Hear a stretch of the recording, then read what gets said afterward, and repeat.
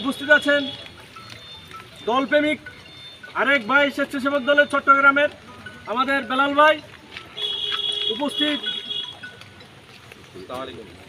ছাত্রদলের মহামায়ী ইউনিয়নের সভাপতি ফারুক সহ সর্বস্তরের নেতৃত্ব সবাইকে জানাচ্ছি আমাদের স্বেচ্ছাসেবক দল সামান্য উপজেলা পক্ষ থেকে। আসলে এখানে বাংলাদেশ জাতীয়তাবাদী এমন একটি দল, এই দল মানুষের কল্যাণে কাজ করে। ২৪-এর বন্যায় আমরা যেভাবে মানুষের কল্যাণে কাজ করেছি, ২৫-এ এসে সেই ধারাবাহিকতা রেখে আমরা আবার উজানের যে পানি, ভারতের যে পানি এবং বৃষ্টি পানিতে আমাদের ছাগলনাইয়া মহামায়ী ইউনিয়ন এমনকি পৌরসভার বিশাল একটা অংশ প্লাবিত হয়েছে।